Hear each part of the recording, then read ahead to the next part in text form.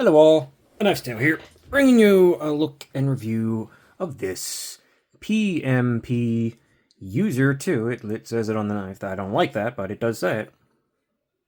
And as you can see, there is something special about this knife. It is in full Timascus. It is a front flipper, though, I will say, with this sort of bead blast wash thing that they've got going on the blade. It's pretty easy to reverse flick. The detent does not feel the strongest, but it works surprisingly well.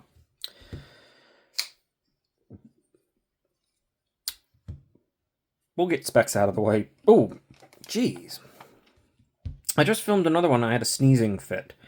I mentioned it in the video. You'll know that I just filmed that one right before this one. Now, I don't know what the hell's going on.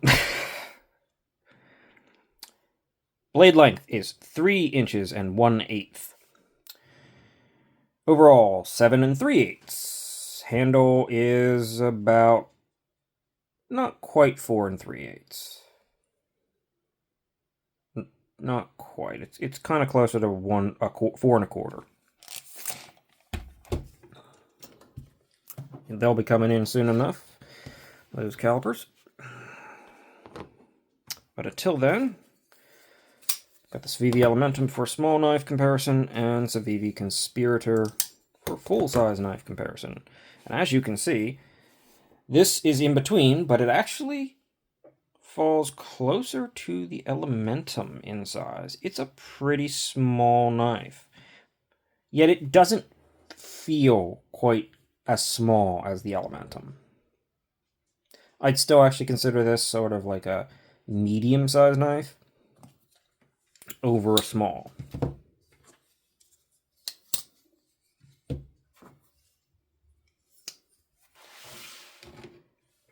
Hardware. I think this is the T8. Let's see if I'm right.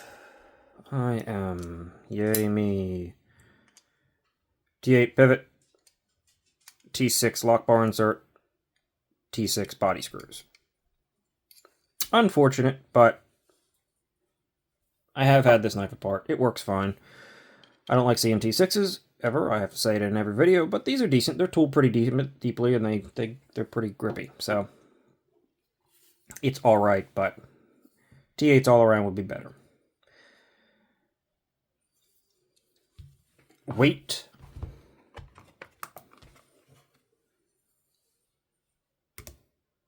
2.42 ounces. Great weight to handle ratio, weight to blade ratios, and just overall. I think that's one of the ways they got away with using this much Timascus, is it's very thin. How thin, you ask? Well, if we can get the calipers to not fight us, we will see. It's contoured as well, which is very nice. 374 thousandths. It's on the thinner side. It's a little over 1/3 of an inch. The blade stock is 100 and... I'm going to call that probably around 120 is what they're going for. And behind the edge,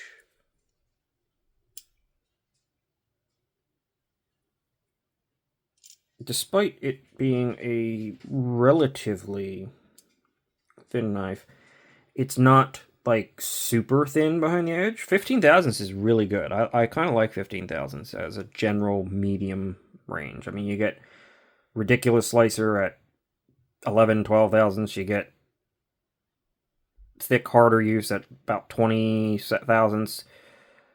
15 is a pretty good medium. And it's a full flat grind that drops quite nicely.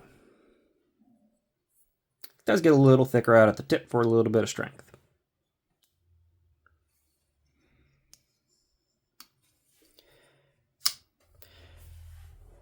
Alright, so, oh, no, one more comparison I wanted to make. The old double A batteries. Got a little more handle than double A battery, so that's pretty good. So, this is a very interesting knife. Of course, with this Timascus, it's even more interesting, but one thing I I've noticed is I haven't really heard about PMP. Did they go out of business or anything like that? Or are they still making knives? I haven't heard anything recently from them. I mean, they did a number of things for a period of time that were overbuilt and crazy and cool, and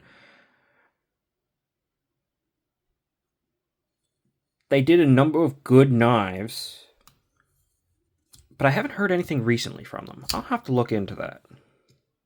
If I remember. Probably won't.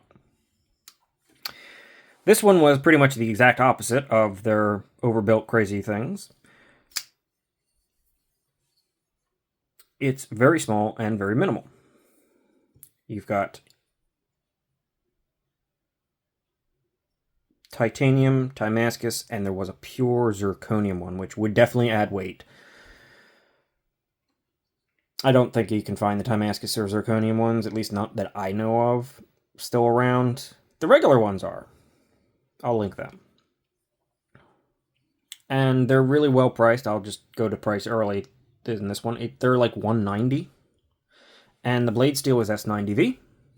They've almost all got this sort of bead blast kind of finish, which on S90V is fine. It's not my favorite finish, but it really, in this particular case, it sort of, maybe some of them don't have bead blasts, but it really stands like juxtaposed next to the Timascus, right? It's like you got this harder bead blast cement sort of look, and then you got this crazy Timascus handle. I don't know why, just that pleases me. It's centered, there's no play. So why is this knife interesting?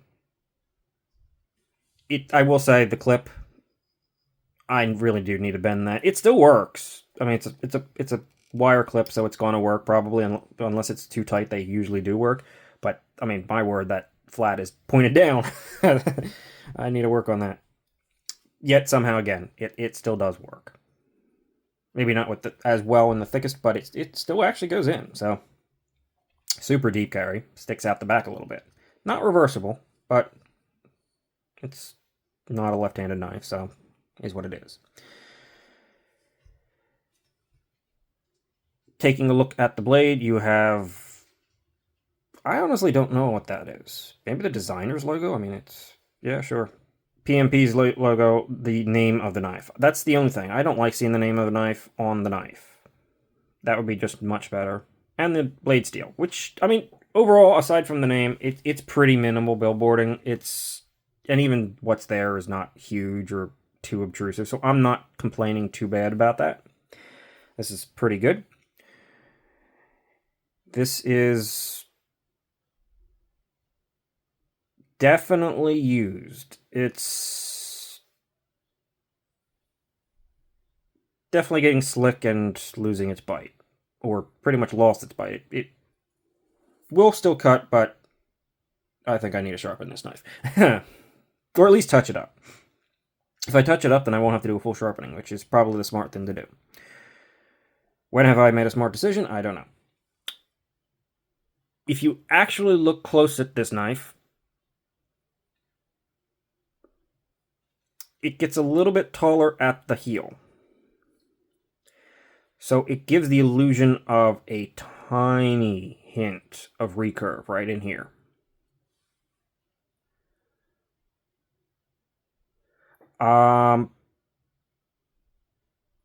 Maybe there is a tiny bit back in... Actually, I guess it would be back in here where it starts kicking up.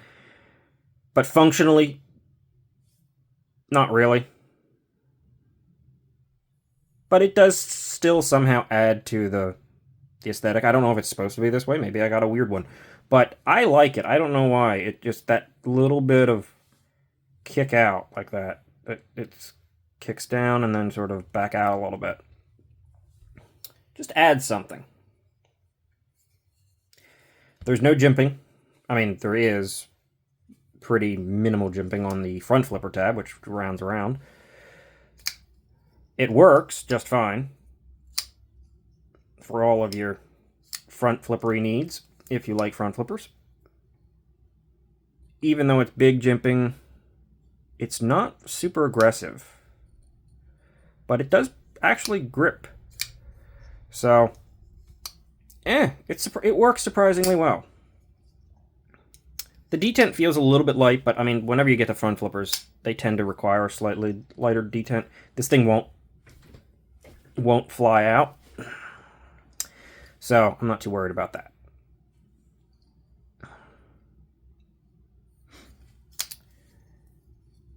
We have a lock bar with an insert, and the lock bar is an interesting one on this one. Look how much it sticks out.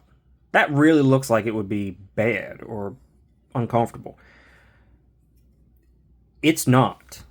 Holding it back here, my finger just sort of wraps around the lock bar, and that tall part of the lock bar on my hands just sort of falls into that nook. It's comfortable. You can also go up here in front of the lock bar, which I think is kind of where they meant you to hold this, and probably why they had the heel of the blade kick out, so you're not too worried about rolling up on it, because it sticks up higher now. This is your primary grip, in my opinion, and it's quite comfortable. I mean, even for a thin knife, yes, you feel the pocket clip. It's a wire clip. It's a sizable wire clip. You're going to feel it no matter what. This is really actually quite comfortable, though. This definitely does feel like the name is appropriate. This feels like a user. It feels like something that you can easily make use of. It's just a drop point blade. It's simple, and though it looks weird with the way this giant lock bar sticks out, it works. The stop pin is behind the edge, but it's back behind the actual choil. I mean, not the choil, the tang. It's back into the tang, so it's well behind anywhere near the edge itself, so it will not interfere. That's if you're going to put a stop pin back here, that's how you do it. You move it further forward and you put it so it contacts well into the tang and not near the edge. You can cut in whatever you want on this thing. Its own bearings, it's pretty darn smooth. It is subject to a little bit of lock bar pressure, but as you can see, I've not had any problems manipulating it, so. And it's pretty satisfying to reverse flick for some reason. And it's super easy. I mean, you just touch your finger to it, and it kicks out. Maybe it's because it's got a not too heavy of a detent. Maybe it's because of the bead blast. I don't know. Just works well. So no complaints, basically. And the Timascus, I mean, there is no denying that it's in the light of day, it's not necessarily the brightest Timascus. It looks pretty good under these lights, though, and for the most part, it looks pretty darn good. And it's cool to see a full Timascus knife. I mean,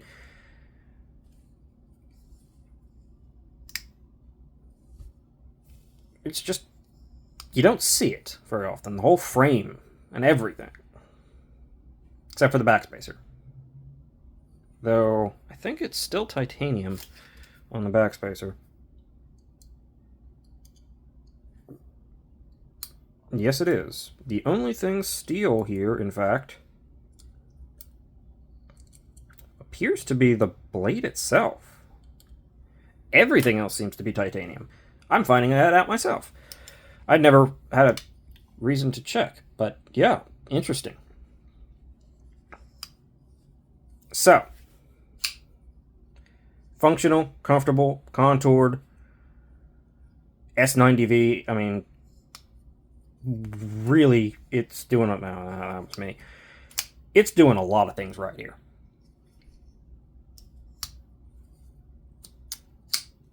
The base versions in full titanium, there's like purple and different colors and stuff like that, that you can still find, are like $190. That's very reasonable. That's a pretty darn reasonable for a titanium frame lock price in S90V.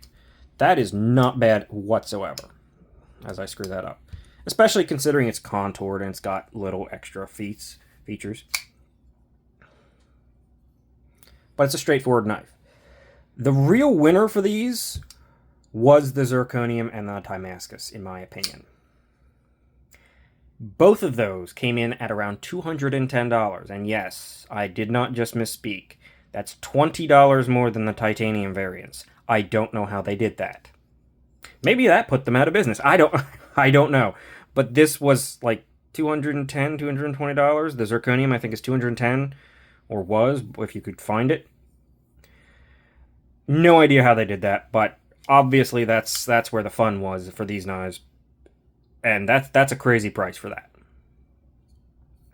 Again, I think they got away with it because it's a bit thin, but it doesn't compromise anything.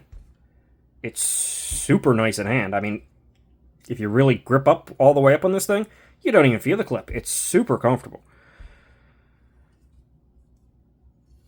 This is a really good knife. And as the name suggests, it does want to be used. This does get carried. This is not some sort of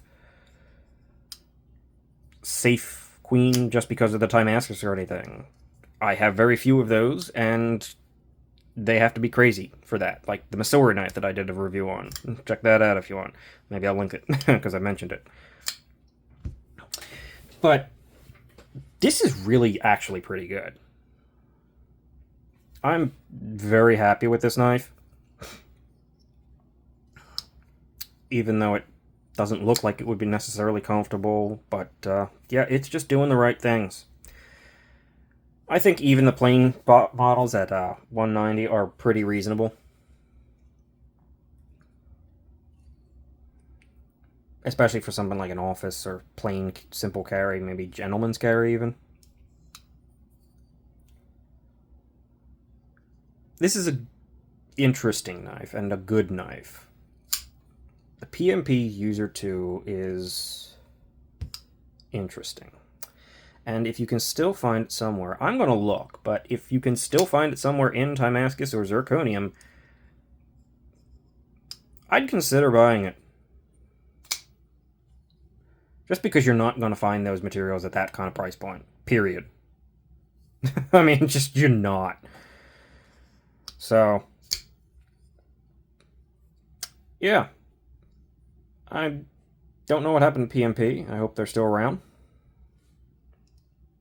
I didn't bother looking into that for the review. I probably should have, but I didn't. So who cares? That's everything I wanted to talk about on this one. I'll leave you with a good look at my Timascus knife.